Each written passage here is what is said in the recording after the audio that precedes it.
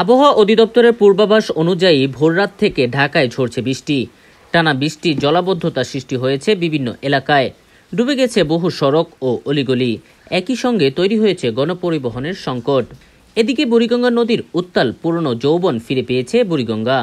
তবে বাতাস ও বৃষ্টির কারণে নৌকা পারাপার হতে ভোগান্তির মধ্যে পড়তে হচ্ছে সাধারণ মানুষের। ঝড়ের প্রভাবে নদীতে প্রচুর ঢেউ ওঠার ফলে ঝুঁকিতে পারাপার করতে হচ্ছে সাধারণ মানুষের। ঘূর্ণিঝড় রেমালের প্রভাবে ঝড়ো বাতাসের কারণে রাজধানী বেশ কিছু এলাকায় গাছ ভেঙে পড়েছে রাস্তায়। ঘূর্ণিঝড় রেমালের প্রভাবে গত রাত থেকে বৃষ্টি ঝরছে রাজধানীতে। কখনো মুষলধারার, কখনো ঝিরঝিরে বৃষ্টি ঝরছে।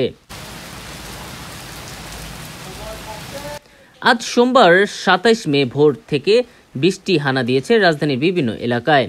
সকাল ৮টার পর বাতাসের সঙ্গে শুরু ভারী বৃষ্টি।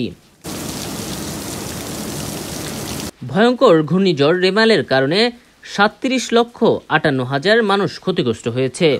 এছাড়াও প্রায় ৩৫,০০০ ঘরবাড়ি বিধ্বস্ত হয়েছে এবং আংশিক ক্ষতি হয়েছে ১,১৪,৯০০ ঘরবাড়ি।